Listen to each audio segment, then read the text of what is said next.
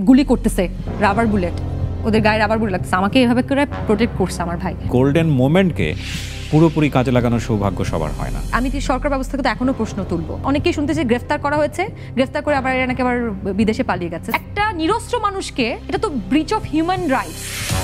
এই যে স্বৈরাচার সরকার এত বছর লুটপাট করতে পেরেছে, এত অন্যায় বিচার করতে পেরেছে, এটা কিন্তু সবাই কিন্তু আমরা দায়ী। তাহলে কিন্তু ওই যে গৃহবধূটা যে রান্না করে, সে যদি না নেমে আসতো তাহলে এই আন্দোলনটা সাকসেসফুল হতো না। এটা তোমার রাষ্ট্র সংস্কার নিয়ে কথা বলো এখন তুমি। চমক যখন এরকম একটা ছেলেকে বিয়ে করে ফেলছে, তখন আসলে মেয়েরা কি চায়? ক্যারিয়ারে এই সময় এসে যেটা বলছিলেন যে বিয়ে করার ডিসিশনটা অনেকে হার্টও করেছে বোধহয়, হুট করে উনি আপনাকে পেয়ে গেল, তাও আবার একটা প্রশ্নবিদ্ধ একজন মানুষকে, সেটা তো হয়তো অনেকেই জানে না। আজকে হয়তো অনেক কিছু বলবো। আমি কয়েকদিন আমাকে হোটেল থাকতে হয়েছিল, বাসায় থাকিনি। এটা আমি যখন করলাম তখন আমার বাসায় একটু ছেট আসলো। বেসিক জিনিসগুলো জানতেন না আপনি? কিছু সম্পর্ক ছিল, একটা দুটো তিনটা চারটা, দুটো সিরিয়াস প্রেম ছিল আর একটা নরমাল ছিল এরকম। হ্যাঁ, আচ্ছা, নরমাল আর সিরিয়াস প্রেমের মধ্যে পার্থক্য কি? আমার দুনিয়া একদিকে, আমার ওই ভালোবাসা একদিকে। আমি ভালোবাসাটাকে এত ইটস মাই ইবাদত বলতে গেলে, এরকম ভালোবাসি আমি। ওনার দুজন এক্স টেলিভিশনের স্ক্রিন না ভেঙে ফেলে। আসসালামু আলাইকুম প্রিয় দর্শক, আপনাদের সবাইকে আমন্ত্রণ জানাচ্ছি all time milk bread presence তারজি কিবরিয়ার শোতে। আমি কিবরিয়া আপনাদের সঙ্গে আছি এবং আপনারা দেখছেন আপনাদের প্রিয় টেলিভিশন চ্যানেল নেক্সাস টেলিভিশন। আজকে যাকে নিয়ে আমার অনুষ্ঠানটি সাজানো হয়েছে, তিনি আপনাদের অত্যন্ত প্রিয়। সাম্প্রতিক বাংলাদেশে যে রেভলিউশন হয়ে গেল, সেখানে অনেক মিডিয়া জগতের অনেকই ভূমিকা রেখেছেন, কিন্তু তার মধ্যে কিছু কিছু আমাদের প্রিয় মানুষ আছেন যাদের ভূমিকা অবশ্যই আমরা বলবো যে আলোচনার সর্বাগ্রে থাকবে।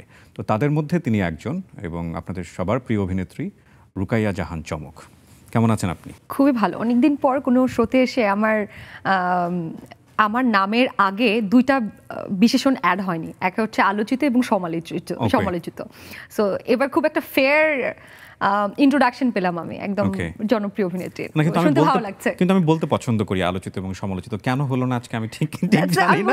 প্রথম এটা হচ্ছে অ্যাকচুয়ালি দ্যাটস বিউটিফুল। আলোচনা সমালোচনা জীবনেরই একটা অংশ।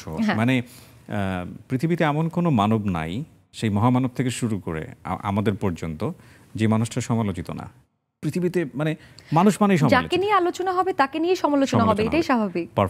পারফেক্ট। আমরা চমকের শৈশব থেকে শুরু করতে চাই। তার আগে একটু আমি জিজ্ঞেস করতে চাই যে সাম্প্রতিক যে আন্দোলন, সেখানে আপনার একটা বোল্ড ভূমিকা ছিল, এবং আমি আপনাকে, আপনার আইডিতে আমি নাই, আপনার পেজ আমি নাই, কিন্তু আপনাকে নিয়ে বেশ কিছু পোস্ট আমি দেখেছি, অনেকে শেয়ার করেছেন। সেখানে আপনি এরকমও বলেছেন যে ধরে প্রাণ থাকলে থাকবে, কিন্তু আন্দোলনে আছি, থাকলে থাকবে, না থাকলে নাই।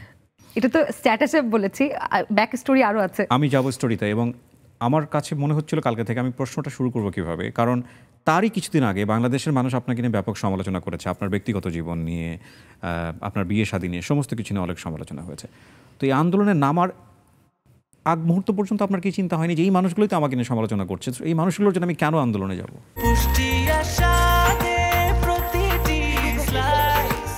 ব্রেকফাস্ট, টিফিন কিংবা স্ন্যাক টাইমে মজাদার আয়োজন মানে অল টাইম ব্রেড। দেশটা তো আসলে সবার, আর শুধু এই মানুষগুলোর তো না, এই দেশের আমার জন্মভূমি, সমস্ত কিছুর জন্যই। এবং সবচেয়ে বড় কথা হচ্ছে, আমি না লাইফে অনেক যে ভেবে চিনতে সব কিছু করে এরকম না। আমার যখন যেটা মনে হয় এটাই ঠিক, এবং আমার মন যেটা আমাকে সায় দেয় যেটা ঠিক, এটাই হচ্ছে, আমি ওটার সাথে আমি থাকবো, নো ম্যাটার হোয়াট। এটা আমার ক্যারিয়ারে এই সময় এসে যেটা বলছিলেন যে বিয়ে করার ডিসিশনটা, তাও আবার একটা প্রশ্নবিদ্ধ একজন মানুষকে, এই ধরনের ডিসিশন নিয়ে ফেলে, এটা অনেকে নিবেই না ডিসিশন।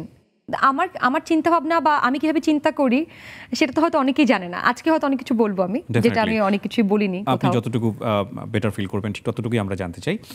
আন্দোলনের আগের গল্পটা একটু শুনতে চাই।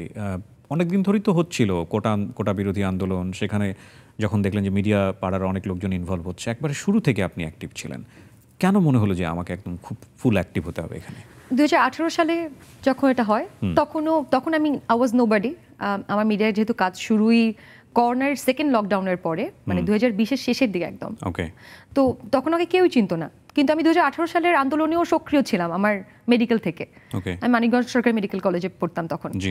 তো ওখান থেকে আমার তখন চমক যে সরব ছিল, ওটা কিন্তু কেউ জানতো না, কারণ I was nobody that time. তো কোটা আন্দোলনে আমি কিন্তু 18 সাল থেকে সক্রিয় ছিলাম।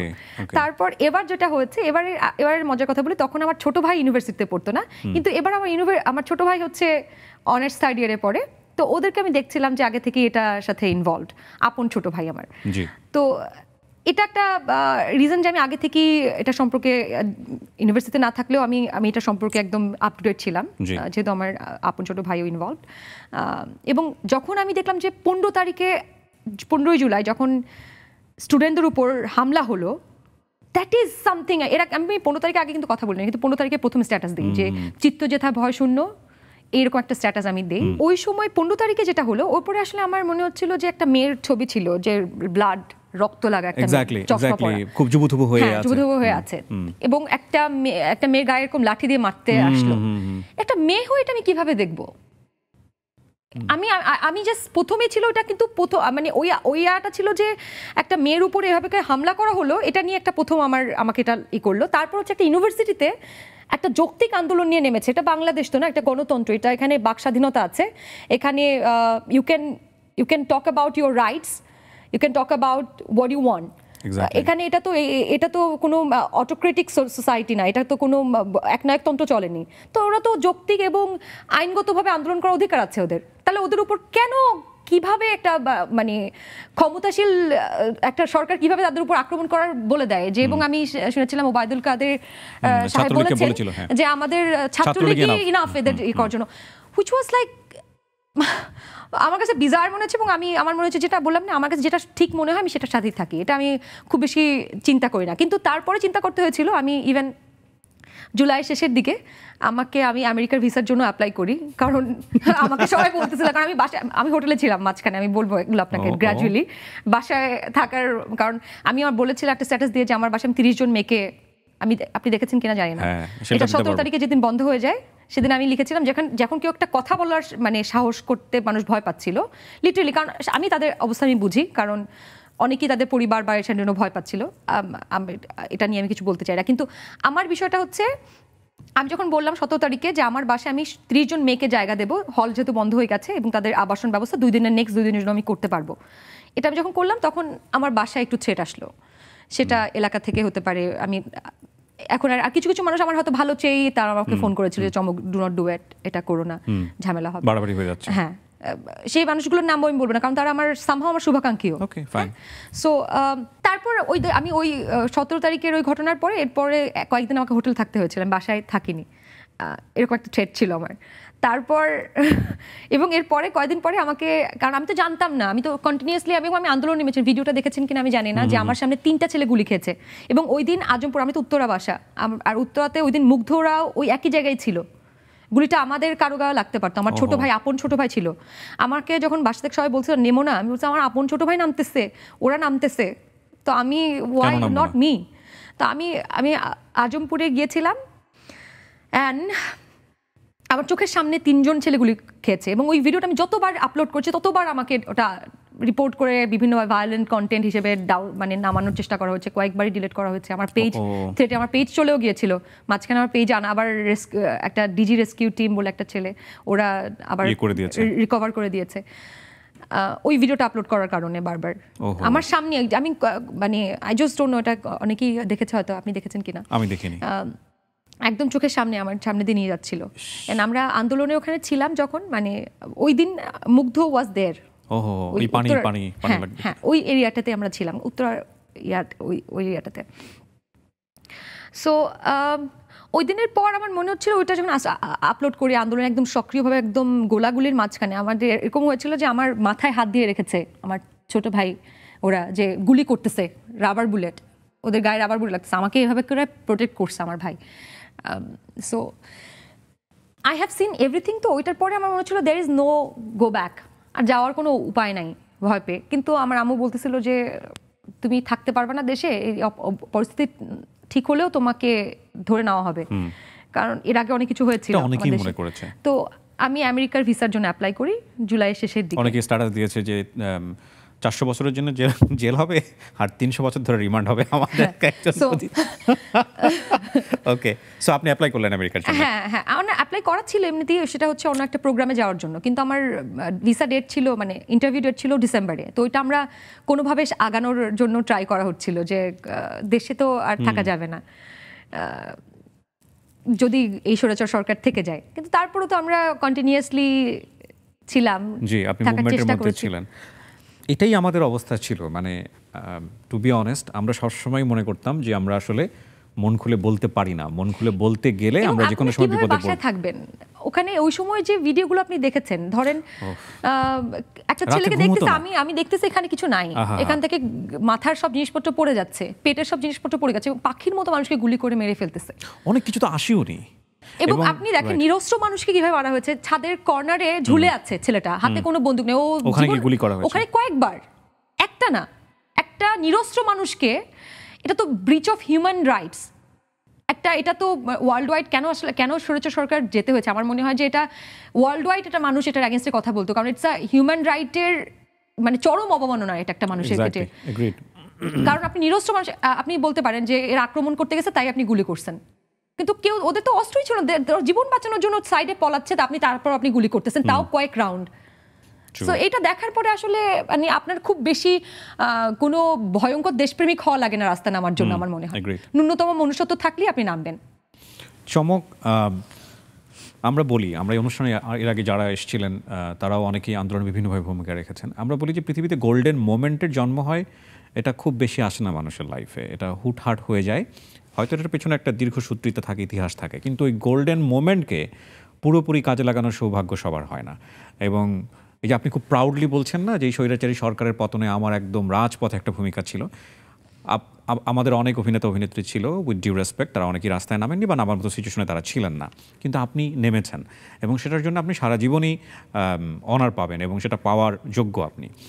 না আসলে অনার পাওয়ার আমি তো জানতামই না আসলে যখন নামছি যে অনারটা পাবো কিনা, আমি তো ভাবছি দেশেই থাকতে পারবো না, এই অনার পাওয়ার জন্য বা এই গোল্ডেন মোমেন্ট ক্রিয়েট করার জন্য, that was not in my head actually. আচ্ছা, আমি কথাগুলো বললে I get a bit emotional, হ্যাঁ আমি সরি আপনাকে ইন্টারাপ্ট করেছি, না প্লিজ ইমোশনাল হওয়ার সুযোগ আছে অনুষ্ঠানে। Emotion is a part of life, এটা আসলে হাইড করার কিছু নাই। আমরা ইমোশনাল কথা বলতেই আসছি কারণ আমরা জানি বাঙালি, আমাদের সম্পর্কে একটা কথা বলা হয় বাঙালি জাতি হচ্ছে ইমোশনাল, কিন্তু আমরা প্রপারলি ইমোশনটাকে প্লেস করার জন্যই কাজ করছি এবং আমরা মনে করি যে বাংলাদেশটা আমরা পেলাম সেটাও যাতে প্রপারলি ইমোশনাল শেপটা পায়। অনেক সমস্যা আছে, সেগুলো যেন প্রপারলি আমরা সলভ করতে পারি। তো এরপরে কি হলো, মানে সরকার তো পতন হলো এবং এরপরে কি আপনি বেটার ফিল করছেন এখনকার বাংলাদেশ, এই সময়ের বাংলাদেশ নিয়ে? কেন করছেন না?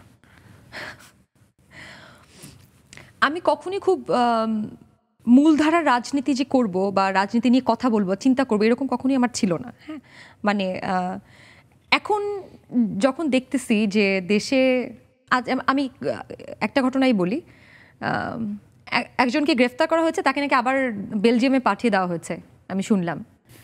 তো এখানে আমি সরকার ব্যবস্থাকে তো এখনও প্রশ্ন তুলব। আমি অন্তর্বর্তীকালীন সরকার উপদেষ্টা তাদেরকে প্রশ্ন তুলছি না সবাইকে, অবশ্যই তার মধ্যে কোনো না কোনো জায়গায় তো স্বৈরাচারের দোষ রয়েই গেছে, উই ক্যানট ডিনাই দিস। কারণ এই এত 15-16 বছর যদি একটা সরকার রান করে একটা দেশকে, দেশের বিভিন্ন জায়গায় তার একদম অনুগত অনেক দোষরী অবশ্যই আছে, এখনও রয়ে গেছে, তারা তো সবাই দেশ ছেড়ে যায়নি, তারা ইনডিরেক্টলি বিভিন্নভাবে চেষ্টা করছে তাদেরকে প্রোটেক্ট করার এখনও। তো আমি কিভাবে এখন হ্যাপি থাকবো? আমি অনেকেই শুনতেছি গ্রেফতার করা হয়েছে, গ্রেফতার করে আবার এরা নাকি আবার বিদেশে পালিয়ে গেছে। সো এখন ইউ নেভার নো, আরও অনেক জায়গায় যে কয়েকদিন পরপরই শাহবাগে আন্দোলন করছে, শাহবাগের নাম নাকি আন্দোলন বাগ রাখবে সবাই। সো কারণ যে যার আন্দোলন, যখন যার দাবি সে দাবি নিয়ে চলে যাচ্ছে, বন্যায় মানুষ মরে যাচ্ছে দেশে, আমরা কোনোভাবে পারতেছি না এতগুলো মানুষকে প্রোটেক্ট করতে, সেখানে মানুষজন মানে অবিবেচকের মতো চলে আসতেছে, তারা আবার দাবি করতেছে তারা একটা সুন্দর দেশ চায়, স্বাধীন দেশ চায়। আমি আই হ্যাভ নো আইডিয়া তো এই দেশ নিয়ে কীভাবে হ্যাপি থাকবো।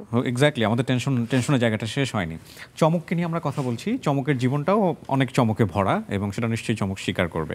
শৈশবটা নিয়ে কথা বলতে চাই, আপনার ফ্যামিলি নিয়ে কথা বলতে চাই। আমাদের দর্শকরা হয়তো অনেকেই জানেন, কেমন পরিবারে আপনার জন্মগ্রহণ? আমার মায়ের দিকে পরিবার খুব কালচারাল ছিল, কিন্তু বাবার দিকে না।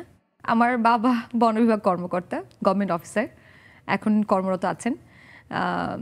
তো উনি বরাবরই চাইতেন যে আমি একদমই পড়ালেখাই করবো। আমি পড়ালেখায় বরাবর ভালো ছিলাম, সরকারি মেডিকেলে পড়েছি।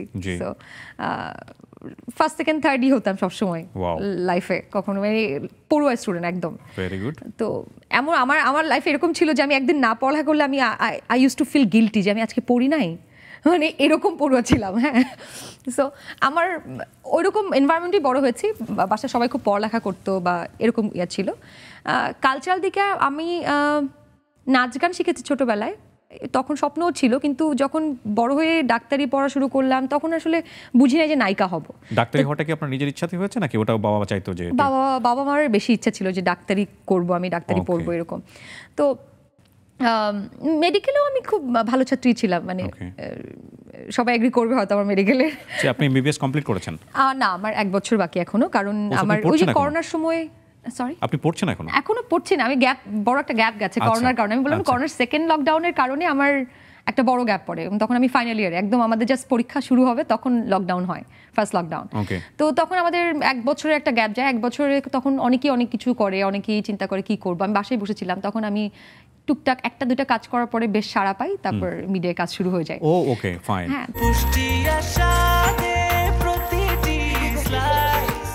ব্রেকফাস্ট, টিফিন কিংবা স্ন্যাক টাইমে মজাদার আয়োজন মানে অল টাইম ব্রেড। আমি না খুব কর্মঠ একটা মেয়ে, মানে আমি খুবই হার্ড ওয়ার্কিং। মানে আমাকে আপনি একদিন শুধু বসে রাখতে পারবেন না যে চমক ইউ টেক রেস্ট, মানে আই ক্যানট ডু ইট। আমাকে কিছু না কিছু করতেই হবে। And I am a multitasker, I do a lot of thing. তো আমি তখন হচ্ছে বাসায় বসে এত বোরিং, মানে কি করব আমি, মানে আমার আর কিছু মানে ভাল লাগতেছিল না। তখন চিন্তা করে যে অনেকে আমাকে অফার করতেছিল চমক ইউ ক্যান ডু দিস, এটা করো। অনেকে মিডিয়ার অনেক পরিচিত বন্ধু বান্ধব ছিল আমার। তখন চিন্তা করে আচ্ছা করি।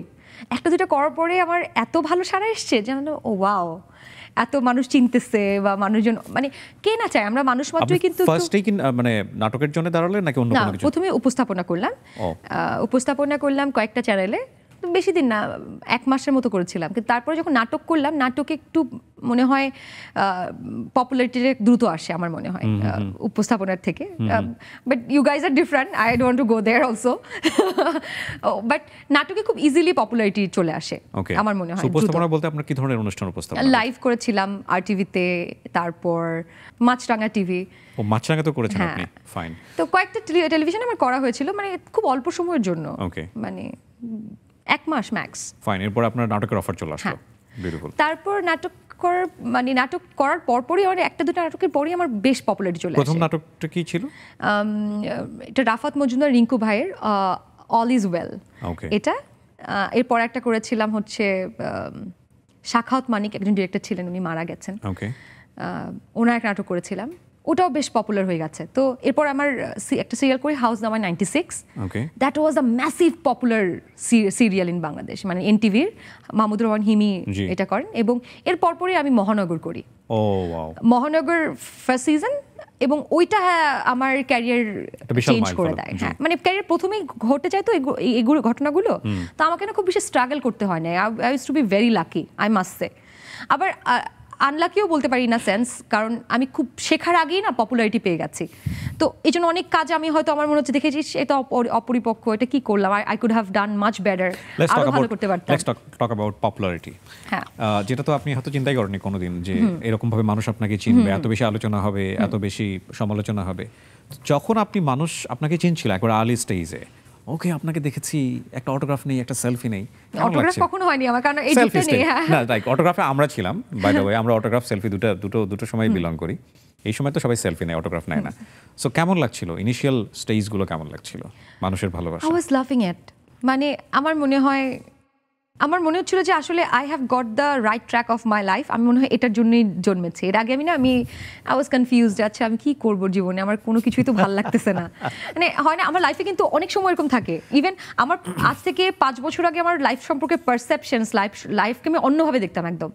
ইভেন আমি এখন জীবনকে যেভাবে দেখি, আমি আগামী 5 বছর পরে হয়তো একদম অন্যভাবে জীবনকে দেখবো। সো লাইফে কিন্তু পারসেপশন আমাদের চেঞ্জ হয় গ্র্যাজুয়ালি। সো আমার পপুলারিটিটা খুব ভালো লাগা শুরু করলো যে ওয়াও, এন্ড আমি র্যান্ডম কাজ করা শুরু করলাম। সো বাবার ওপিনিয়ন কি ছিল? বাবা একদমই সাপোর্ট করে না, একদমই না। ইভেন এখনো বাবা সাপোর্ট করে না, একদমই করে না। মানে he force me to quit and ডাক্তারি করো, এটা করো, ইন্টার্নশিপটা শেষ করো, এটা করো। মানে আমার প্যারেন্টস সবসময় আমাকে এটা করতে বলে, কিন্তু somehow I love it. I love it. And শুধু এটা না, I love to watch movies, I love to write. আমি এর মধ্যে ডিরেকশনও দিয়েছি, নিজে লেখি। আমি এর মধ্যে কয়েকটা নাটকের স্ক্রিপ্ট লিখেছি নিজে, সেগুলো অনিয়ারও হয়েছে। তো আমার লেখালেখি ভালো লাগে, মানে আমার না এই জিনিসটা, ক্রিয়েটিভ এই জগৎটা আমার খুব ভালো লাগে। আমি খুব দুঃখ পেতে পছন্দ করি, মানে দুঃখটাকে এক্সপ্লোর করতে পছন্দ করি। ওকে, দুঃখ বিলাসী বলে বোধহয়। হ্যাঁ, এটা হতে পারে যে, কারণ আমার মনে হয় pain can create greatest art. Okay, মানে পৃথিবীতে সবচেয়ে সুন্দর সৃষ্টি কি? মানুষ। তো মানুষ তৈরি হয় কি একটা মায়ের তীব্র যন্ত্রণা থেকে, পেইন থেকে। পৃথিবীর যে কোনো সৃষ্টি তীব্র যন্ত্রণার মধ্যে। রাইট, এক্স্যাক্টলি, দ্যাটস ওয়াই আমার দুঃখটা অবজার্ভ করতে পছন্দ করি আমি। সেটা আমাকে দিলে হোক, আমার ক্রাইসিস অ্যাট্রাক্টস মি, আমাকে ক্রাইসিসটা খুব অ্যাট্রাক্ট করে, মানে ব্রোকেন পিসেস, মানে এই জিনিসগুলো আমি এক্সপ্লোর করতে পছন্দ করি। ওকে, আমার মনে হয় এটা আমাকে আমার লাইফের বা আমার চিন্তার অন্য একটা লেয়ারে আমাকে নিয়ে যেতে পারে। ওকে, আমি এত ডিপার লেয়ারে আগে আমি চিন্তা করতে পারতাম না। সো এরকম হয় নাকি যে পেইন লাইফে না থাকলে পেইন নাই কেন, পেইন নাই কেন, আমি সার্চিং ফর পেইন? এটা হয়। আচ্ছা, আমি একটা মজার কথা বলি। ছোটবেলায় না আমি করতাম, একটা ছিল আমার দিবস ছিল। যেমন আমি একদিন ছিল মিথ্যা দিবস, একদিন ছিল সত্য দিবস। মানে আমি ওই দিন কোনো মিথ্যাই বলবো না সত্য দিবসে, মানে ওই সত্য দিনে সত্য কথাই বলবো, আমার যা হোক জীবনে যা আসুক, মানে আমাকে মা মারুক, আমাকে আব্বু মারুক, টিচার মারুক, যা করুক, আমি ওই দিন সত্য কথাই বলবো। দ্যাট ইজ মাই সত্য দিবস। আবার এটা প্রবাবলি আমি হয়তো ওই সময় কোনো ফিল্ম দেখেছি কিংবা কোনো কিছু একটা পড়েছি, ওটা দেখে আমি ইন্সপায়ার হয়েছি। হ্যাঁ, ছোটবেলায় তো আমি খুব ইন্সপায়ার হতাম অনেক কিছু দেখে দেখে। আমি একটা সিনেমা দেখে এই নায়িকা যে ড্রেসটা পরেছে, আমার এই ড্রেসটাই লাগবে, এই ড্রেসটা নাচে আমি ঈদই করবো না, এরকমও হয়েছে আমাকে। ওই এখন আম্মু ওইটা বানানোর জন্য যেখানে যা যা দরকার সেটা অ্যারেঞ্জ করে বানিয়ে দিয়েছে, এরকমও হয়েছে। বাট আমি ইন্সপিরেশন নিতে পছন্দ করি। সাপোজ আমি আপনার সাথে বসেছি, আপনার কোনো কিছু আমি ইন্সপায়ার করি, ওটা আমি অবশ্যই নেবো, একদম ভালো জিনিসটা আমি নেবো, নেওয়ার চেষ্টা করবো, ওটা আমি আমার মতো করে অ্যাডাপ্ট করবো। ওকে, সো এই অ্যাডাপ্টেশন পাওয়ারটা আমার ভালো। সো ফাইনালি আপনার এই জগৎটা ভালো লেগে গেল এবং আপনি কাজ করছিলেন। লাইক কিছু বিটার এক্সপিরিয়েন্স তো নিশ্চয়ই হলো এখানে খুব স্বল্প সময়ে কাজ করতে গিয়ে, ওগুলোকে আপনি কিভাবে নিয়েছেন? আমি লাইফে না, আমি কখনোই নিজের করা ভুল, নিজের করা খারাপ দিক, আমরা কিন্তু কখনোই পুরোপুরি ব্ল্যাক বা পুরোপুরি হোয়াইট না। এগ্রিড। ব্ল্যাক অ্যান্ড হোয়াইটের মধ্যে গ্রে শেডস আছে আমাদের প্রত্যেকটা মানুষের মধ্যে। আপনি একদম ফেরেস্তা টাইপের মানুষ আপনি কখনোই হতে পারবেন না, আপনার ভেতরে অ্যাটলিস্ট 10 to 20% হলেও খারাপ থাকবে। If you deny it then you are lying probably. আমরা কখনোই ভুলের ঊর্ধ্বে না মানুষ এবং আমি এটাকে খুব আমার প্রত্যেকটা ভুলকে, আমার প্রত্যেকটা ভালো ডিসিশন, খারাপ ডিসিশন খুব সুন্দর করে অ্যাকসেপ্ট করি, এবং I don't want to change my life. If you tell me যে চমক you can go to past and change your life, I will never. কারণ ওই সমস্ত কিছু মিলে আমি চমক আজকে। এক্স্যাক্টলি, না সেটা তো অফকোর্স, কিন্তু বললাম না যে স্বল্প সময়ে ওই যে বললাম আমি পপুলারিটিটা দ্রুত পেয়ে যাওয়ায় আমি বুঝে উঠতে পারিনি, আমি অনেক কিছুই বুঝে উঠতে পারিনি যে কিভাবে ডিল করবো সবকিছু। কারণ ওই যে বললাম অনেকেই তো অনেক দিন কাজ করার পরে পপুলারিটি পায়, আমি আসার সাথে সাথে পপুলারিটি পেয়ে গেছি। মানে 2020-এর সেপ্টেম্বর অক্টোবরের দিকে আমি কাজ শুরু করি, আমাকে 2021-এর প্রথম থেকে মানুষজন চেনা শুরু করে দিয়েছে। এখন আজকে 2024, মানে 2-3 বছরের একটা জার্নি। সো 3 বছরে যদি আমি মিডিয়া নিয়ে বলতে বলি, এই জগৎটা কেমন? একটু কনফিউজিং, একটু কিছু মানুষ খুবই ভালো, কিছু মানুষ সেলফিশ। সি হার ফ্লো, এতক্ষণ ধরে যে ফ্লোতে ছিল এখন সে নিজেকে ফিল্টার করছে, অথবা সে টেনশন করছে কি অ্যানসার দিব। না, আমি খুব ব্রুটালি অনেস্ট হওয়ার চেষ্টা করতেছি। আমি তো বললাম it's a bit selfish industry. এখানে সবাই আর্টিস্ট একটু নার্সিসিস্ট হয়, উই ক্যানট ডিনাই। একটু নার্সিসিস্ট মানে দে আর সেলফ অবসেসড, তারা নিজেকে বেটার করার চেষ্টা করে, তারা নিজেকে নিয়ে ভাবে আমাকে এটা করলে কোনটা করলে ভালো লাগবে, আমাকে কোনটা করলে সুন্দর লাগবে, মানুষজন বেশি ভালো বলবে কিংবা খারাপ বলবে, মানে they try to observe, try to make them better every day. আমি এখানে একটু তো এই জন্য সেলফিশ হয় এই জগৎটা। না, কিন্তু একটা জিনিস তো বোধহয় আমরা সবাই কম বেশি ফেস করি যারা পর্দার সামনে থাকি। মানে আপনি তো কখনো চিন্তা করেননি যে আপনার ব্যক্তিগত জীবন কেউ ডিগিং করবে লাইক মিডিয়াতে আসার আগে, তাই না? এবং এই 3 বছরের মধ্যেই ধরেন আপনি পপুলারিটি পেলেন, ক্রিটিসিজম হলো, আপনার ব্যক্তিগত লাইফ নিয়ে প্রচুর টানা আছড়া হলো।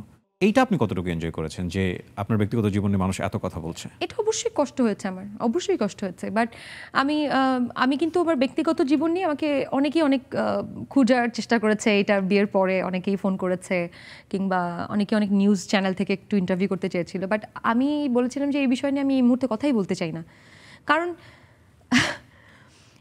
আমি দেখতেছি কিছু নিউজ চ্যানেলে এমন সব নিউজ করতেছে যেটার কোনো ভিত্তিই নেই, মানে একদমই।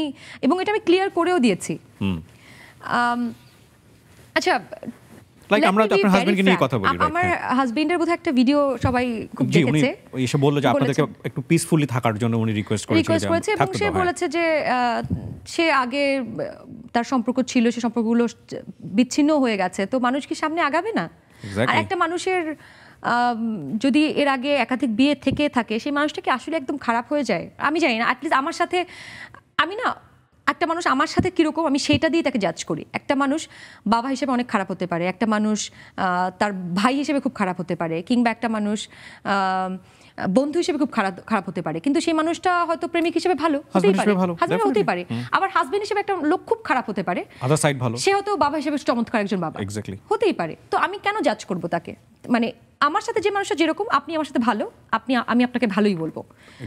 আপনাকে যদি 10টা মানুষ খারাপও বলে, আমি কখনোই আপনাকে খারাপ বলবো না আমি যদি আপনাকে খারাপভাবে না দেখি। এটা আমার মানে অ্যাটলিস্ট ব্যক্তিগত সম্পর্ক আমি এভাবে জাজ করি। খুব বড় কোনো আকারে এটা আমি বলছি না, ব্যক্তিগত সম্পর্ক আমি এভাবে দেখি। Fine, I like your philosophy. প্রথম কথা হচ্ছে যে কোনো মানুষই সব দিক থেকে পরিপূর্ণ মানুষ হতে পারে না। ইউ রেসপেক্ট ইউর হাজব্যান্ড এবং আপনার হাজব্যান্ড আপনাকে অনেক লাভ করে, পারফেক্টলি ওকে।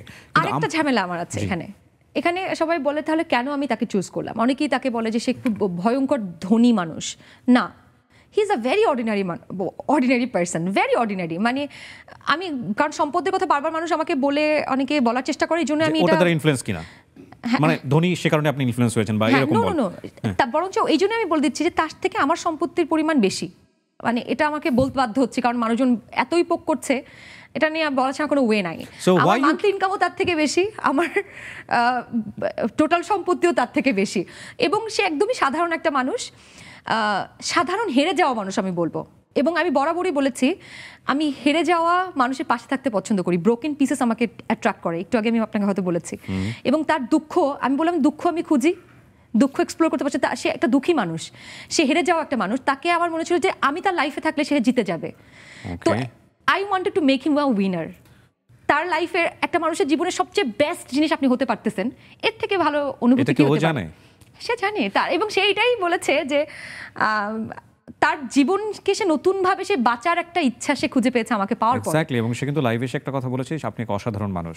আপনি যে কথাটা বললেন সেখান থেকে আমি বলতে চাই ভাইয়াকে যে এটা কিন্তু একটা গ্রেট রেসপন্সিবিলিটি আপনার জন্য সারা জীবন ধরেই, যেই ফিলসফি থেকে উনি আপনার লাইফে এসছে এটাকে অনার করা এবং সারাটা জীবন ওই সম্মানটুকু দিয়ে যাওয়া। আমরা চাই না আপনাদেরকে নিয়ে কোনো ধরনের কোনো বিতর্ক, অন্তত আপনাদের জায়গা থেকে আসে, সেজন্য সবসময় দোয়া থাকবে। না, আমি কিন্তু এটাও বলেছি যে মানুষজন এটা আমরা কিন্তু ফিউচার কেউ জানি না, ফিউচার কেউই জানি না, ভেরি আনপ্রেডিক্টেবল লাইফ কিন্তু আমাদের, ইউ নেভার নো কি হবে। বাট স্টিল আমার উই ক্যান উইশ। হ্যাঁ, আমি অবশ্যই এটা আশা করি, আমি অবশ্যই আশা করি যে মানুষটার জীবনে আমি একটা সবচেয়ে সুখের একটা বিষয় হয়ে এসেছি, সেই মানুষটার সেই সুখটা যেন সারা জীবন থাকে। অবশ্যই চাই আমরা সেটা। এবং আমি জানি অনেক মানুষের অনেক হয়তো এখান নিয়ে অনেক কোয়েশ্চেন আছে, সেই কোয়েশ্চেনগুলো আসলে করে লাভ কি? এটা তো আমার ব্যক্তিগত জীবন। এক্স্যাক্টলি, আপনি নিজেকে মনে করছেন যে আপনি হচ্ছেন হ্যাপিনেস কারো জীবনে, এবং সেভাবে আপনি তাকে রিমাইন্ডার দিলেন এবং আপনি তাকে গিফট করলেন নিজেকে।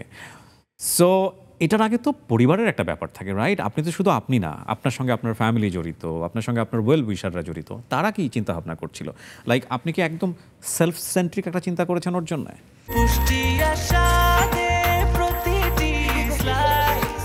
ব্রেকফাস্ট, টিফিন কিংবা স্ন্যাক টাইমে মজাদার আয়োজন মানে অল টাইম ব্রেড। আমার পরিবার না, একটা মজার কথা বলি, দে আর হ্যাপি যে আই এম গেটিং ম্যারিড। কারণ আমি তাদেরকে বলেছিলাম কখনো বিয়ে করব না, কারণ বিয়ের কনসেপ্টটা আমি মানে এর আগে আমার কিছু সম্পর্ক ছিল, একটা দুটো, যেগুলো আমি প্রত্যেকটাই একটা দুটো তিনটা চারটা না, এত না। আমি একটা ইন্টারভিউতে বলেছি আমার প্রেম ছিল দুটো সিরিয়াস প্রেম ছিল আর একটা নর্মাল ছিল, এরকম। হ্যাঁ, আচ্ছা, নর্মাল আর সিরিয়াস প্রেমের মধ্যে পার্থক্য কি? যে প্রেমটা নিয়ে আমি চিন্তাই করেছিলাম যেটা আমি বিয়ে পর্যন্ত নেব, এটা একদম সিরিয়াস ছিল না। একদম থাকো তুমি পাশে, ঠিক আছে, আছো, ঠিক আছে, এরকম। আর একটা, ওটা তখন অনেক ছোট ছিলাম তো, ওই সময় আসলে ওটা স্কুলের সামনে দাঁড়া থাকতো, ওইটা দেখে দেখে ওটা নিয়ে খুব বেশি সিরিয়াস হওয়ার স্কোপও ছিল না আসলে। ওকে, সো ফ্যামিলি হ্যাপি হলো যে আপনি বিয়ে করেছেন? না, খুব বেশি হ্যাপি তাও বলবো না। আবার আমি যখন বলেছি যে আম্মু মানে আমি হ্যাপি আছি, মানে লাইফে আমি যেটা দেখেছি যে আমি খুব ধোঁকা বা প্রতারণা এগুলো খুব ভয় পাই, খুবই ভয় পাই। মানে আমি যখন ভালোবাসি কাউকে, আমি পুরো দুনিয়া উজাড় করে ভালোবাসি, আমি একদম কিছু চিন্তাই করি না, একদম সেলফলেস ভালোবাসি আমি। আমার দুনিয়া একদিকে, আমার ওই ভালোবাসা একদিকে। আমি ভালোবাসাটাকে এত মানে ইটস মাই ইবাদত বলতে গেলে, এরকম ভালোবাসি আমি। তো যখন ওটা ভেঙে যায় তখন আমার একদম আমার টুকরা টুকরা হয়ে যায় নিজেই। না, কিন্তু এই ইমোশনগুলো ডেঞ্জারাস না? মানে আমি জাস্ট জানতে চাচ্ছি আপনার কাছ থেকে। আমি কি বললাম, এই শিল্পী হিসেবে আমার এই দুঃখগুলো আমার এক হিসেবে ব্লেসিংস। আমাকে এক্সপ্লোর করতে হেল্প করে নিজেকে, আমার অ্যাক্টিংটা অনেক বেটার হয়েছে। আমার মানে আমি যে দুঃখগুলো আমি পেয়েছি, that has made me a better artist. So আমি তাদেরকেও খুব একটা দোষ দেবো না, আমার প্রিভিয়াস যে পার্টনার ছিলেন বা তাদেরকেও আমি দোষ দেবো না, হয়তো সিচুয়েশনে পড়ে হয়নি অনেক কিছু, বাট আমি ধোঁকা জিনিসটা নিতে পারি না, বা আমার সাথে কেউ বিট্রে করবে আমি থাকা অবস্থায় তার জীবনে, এটা আমি মানতেই পারি না, একদমই করা উচিত না। তো এই জন্য আমি ভাবছিলাম যে বিয়েই করবো না, কারণ আমার ছেলের মানুষ সম্পর্কে আমার এক্সপিরিয়েন্স খুব খারাপ হয়ে এসেছিল, যে তারা আমি থাকা অবস্থাতেও অন্য কারোর সাথে প্রেম করেছে বা অ্যাটলিস্ট কিছু একটা করেছে, সেই জিনিসগুলো আমাকে খুব বেশি কষ্ট দিত। তো I have decided I will never get married, এটা আমাকে দিয়ে হবে না, I will just work. I was A workaholic robot. আমি লিখতাম, আমি বাসে এসে আমার কাজ নিয়ে হোমওয়ার্ক করতাম, আমার এটা সেটা, আমি এগুলো নিয়ে আমার সময়ই হতো না, আমি শ্বাস নেওয়ার টাইম পেতাম না। So it was like that. But when Azman came in my life, I felt it's a different feelings, I don't know, মানে আসলে সবাই যে বলে না, আমি মাঝে মাঝে by the way how he came, কেমনে আসলো জীবনে? একটা ফ্রেন্ড, আমার একটা বেস্ট ফ্রেন্ড ছিল, তো ওর থ্রোতে আর কি, ওর পরিচিত এসে বললো আমি এসে গেছি। না না না, আমি তাকে না প্রথমে নোটিসই করিনি। হি ওয়াজ আ ভেরি অর্ডিনারি মানুষ, না যে হয় না যে আমার তো একটু হলেও একটু ডিফারেন্ট, মানে একটু সাধারণ থেকে তো একটু ডিফারেন্ট আমরা। তো এরকম এত সাধারণ একটা ছেলে, তাকে আমি যে নোটিস করব সেও চিন্তা করে নাই, আমিও চিন্তা করি নাই। অ্যান্ড এরপরে ফ্রেন্ডের সাথে থ্রুতে তার সাথে আরও একবার দেখা হলো, দেখলাম যে ভেরি জেন্টেল, মানে একদম আমার দিকে তাকাচ্ছে না, চোখ তুলে তাকাচ্ছে না, মানে এত ভদ্র ছেলে, মানে ইউজুয়াল ছেলেদের থেকে একটু বেশি ভদ্র, মানে ইটস ডিফারেন্ট। আমি তারপর একদিন ডাকলাম বাসায়, আমার বাসায় একটু সবাই মিলে আড্ডা দেবো, আসলো, তাও দেখি চুপ করে বসে আছে, মানে দিস ইজ সো কিউট, মানে I find it very cute. মানে এই যুগে এই ছেলে মানে ও হচ্ছে একদম 80-70-এর প্রেম করার মতো ছেলে, 70-80, আমার ওই 80s এর প্রেম ভাল লাগে, যে যখন চিঠি লিখতো মানুষজন। তো আমি ফার্স্ট আমাদের একটা প্রেমের যখন একটু আগাই আমরা, ফার্স্ট আমি তাকে একটা চিরকুট লিখে আসি, things are difference with you, মানে জিনিস আমার লাইফটা একটু ডিফারেন্ট তোমার সাথে। আই এম ফিলিং লাইক ওনার দুজন এক্স টেলিভিশনের স্ক্রিন না ভেঙে ফেলে। ওনাদের ক্ষেত্রে নিশ্চয়ই উনি এরকম ছিল না। সি আমার একটা চিন্তা, জানেন চিন্তাটা এরকমভাবে মাথায় আসাটা ঠিক হলো কিনা, এগুলো স্ক্রিনে বলাও ঠিক কিনা। একই মানুষ, একজনের কাছে অসাধারণ মানুষ, আরেকজনের কাছে বেস্ট। হ্যাঁ, হতেই পারে, না হতেই পারে। আবার আমি একটা মেয়ে হিসেবে অন্য কোনো মেয়েকে আমি ছোট করতে চাই না। I have with do respect to all those women that was in his life. আমি বলবো যে হতেই পারে, সময়ের পরিস্থিতি, আমি না ডিগিন করতেই চাই না, আমি তার অতীত নিয়ে আমি জিজ্ঞাসাই করতে চাই না। না, আমরা জাস্ট এই যে এক্সাম্পলটা দিলাম, এই এক্সাম্পলটা কিন্তু ওনার জন্য না, এটা সার্বজনীন একটা এক্সাম্পল। আমি তাকে খুব দুঃখী হিসেবে পেয়েছি, মানে তাকে সে তার লাইফ থেকে সব হোপ, তার লাইফটা দেখে আমার কাছে মনে হয়েছে যে he is really simple one. এত সহজ করে সে মিডিয়াটাকে চিন্তা করেছে, তার এই ভিডিওটা করার পরে যেটা নিয়ে তার একটা প্রচুর ট্রল হতে পারে তাকে, সে চিন্তাটাও সে করে না, এবং সে এসে সুন্দর করে এটা বলে দিয়েছে। আমি তাকে না, আমি তার ব্যক্তিগত জীবনে অনেক কিছু প্রশ্ন আমি করিনি আগে। এটা কি আপনি বিয়ের পরে জানছেন? বিয়ের পরে কিছু জিনিস আমি হয়তো নতুন করে জানছি, যেটার কারণে আমি বলেছিলাম যে এত কিছু আমার, মানে আমি লিটারালি আমার একটু ব্রেক দরকার, আমি একটু তার কাছে দূরে থাকতে চাই, এটা আমি বলেছিলাম তাকে। তো এটা বলার পরে সে খুবই, মানে বেসিক জিনিসগুলো জানতেন না আপনি? আমি এটা নিয়ে এখন বলতে চাই না, we want to stay together for ever. তো আমি অবশ্যই আমি ডেডিকেট করবো না, আমি প্রথমেই বলে নিয়েছি অনুষ্ঠানের, বাট যেটাই হোক না কেন, যাই কিছু হোক না কেন, তার মানে আপনাদের উপর একটা স্ট্রম গেছে এই মিডিয়া, এই সোশ্যাল মিডিয়া নিয়ে। আমি কি বললাম, আমি তাকে পুরোপুরি দোষও দিচ্ছি না আবার, কারণ আমি আসলে খুব আমার বিরক্ত লাগে অতীত নিয়ে ঘাটতে, মানে কারণ কোনো মানুষের আপনি যদি নিজের থেকে না বলতে চান, আমি কোনোদিনও আমি জিজ্ঞেস করবো না যে আপনি ভাই কয়টা প্রেম করেছিলেন, বা ইউ আর টু গুড, এত গুড ভালো না। কিন্তু আমি একটা সাধারণ সিম্পল হ্যাপি লাইফ চাই। হ্যাঁ, এটা হচ্ছে বিষয়।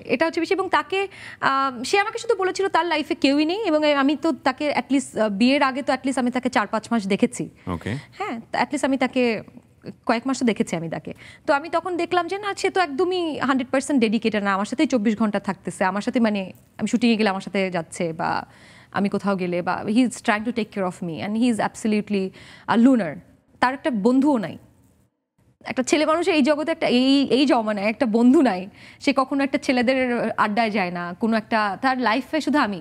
এই বিষয়গুলোই, এই ভার্চুগুলোই বা এই গুণগুলোই কারো ক্ষেত্রে একদমই হয়তো বলবে না এটা কোনো কোয়ালিটি হতে পারে না, আবার কারো ক্ষেত্রে খুব চমৎকার, অনেক বড় কোয়ালিটি। আপনার জন্য হয়ে গেছে অনেক বড় কোয়ালিটি। কারণ আমি চাই তো আমার যে তার পৃথিবীটাই আমি, একটা মানুষের পৃথিবী হতে পারতেছি, এবং সেই মানুষটা আমি শুনেছি সে একটা তার লাইফের দুঃখটা আমি তার চোখে দেখতাম, তার চোখে দেখা যায় না। আমি অ্যাটলিস্ট আর্টিস্ট হিসেবে এতটুকু তো আমি জাজ করতে পারি যে মানুষটা আসলেই দুঃখী কিনা বা আসলেই লুনার কিনা, এটুকু তো আমি দেখেছি। সে খুবই মানে দেখতাম যে একটা হেরে যাওয়া মানুষ যেরকম সেরকম, যে তার লাইফে আসলে কিছুই নাই, যদি আমি তার লাইফে সবচেয়ে এক্সপেন্সিভ জিনিসটাই আমি, যেটা নিয়ে সে খুব গর্ব করে যে চমক আমার ওয়াইফ। ডেফিনেটলি ইউ শুড অনেকে হার্টও করেছে বোধহয়, হুট করে উনি আপনাকে পেয়ে গেল, থাকে না যে মিডিয়া পাড়ায় হয়তো অনেককেই হার্ট করেছে, বা আপনার ফ্যান ফলোয়ার যারা থাকে তাদেরকেও অনেক বেশি, মানে ওই যে আমরা মাঝখানে একটা জিনিস দেখলাম অনেক বেশি আসতেছে সোশ্যাল মিডিয়াতে, হোয়াট উইমেন ওয়ান্টস, বা মেয়েরা আসলে কি চায়। হ্যাঁ, বিল গেটসের যখন ডিভোর্স হয়ে গেল, তাহসানের যখন ডিভোর্স হয়ে গেল, পারু সুদর্শন, ঋত্বিকের যখন ডিভোর্স হয়ে গেল, আবার চমক যখন এরকম একটা ছেলেকে বিয়ে করে ফেলছে, তখন আসলে মেয়েরা কি চায় এটা একটা প্রশ্ন উঠেই আসে। আসলে মেয়েরা কি চায়? ভাই আপনাকে কিন্তু রেসপেক্ট রেখে বলছি, আমাকে প্রশ্ন করতে হবে, সেই কারণে প্রশ্নগুলো করা।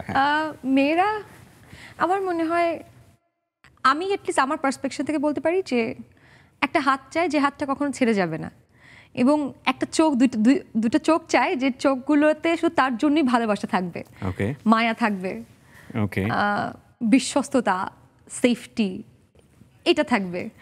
মানে নো ম্যাটার হোয়াট, সে যেখানেই থাকুক না কেন, আমি জানি there is a person waiting for me probably on the other side of the world, কিন্তু কেউ একজন আমার জন্য অপেক্ষা করবে, নো ম্যাটার হোয়াট, যত বছর থাকুক। এরকম একটা, আমি না খুবই ফিল্মি, খুবই রোমান্টিক, খুবই সেন্সিটিভ, খুবই ইমোশনাল। সো এটা আমাকে যে এটা সার্ভ করতে পারবে, তার জন্য আমি আমার কলেজে কেটে দিতে পারবো। ব্রেকফাস্ট, টিফিন কিংবা স্ন্যাক টাইমে মজাদার আয়োজন মানে অল টাইম ব্রেড।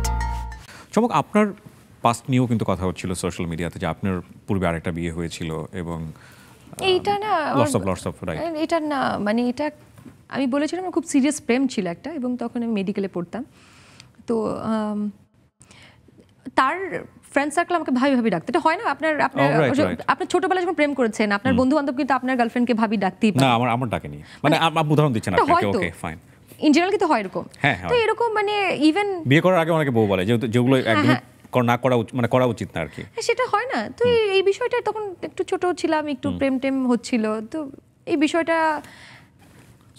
মনে করেছে যে অনেক বড় ভাবে নিয়ে এসেছে মানুষজন, but which is not true, এটা একদমই ট্রু না। আর একটা বিষয় হচ্ছে, একটা এই সোসাইটিতে একটা খুব বাজে একটা ধারণা হয়েছে কিছু কিছু মানুষের, সবার না, যে অনেক বিয়ে করলে হয়তো একটা মানুষ খারাপ হতে পারে। মানে মানুষজন যখন অনেক প্রেম করতেছে, তাকেও এতটা ধিক্কার দিচ্ছে না যখন মানুষ দুটো বিয়ে করছে কিংবা তিনটা বিয়ে করছে।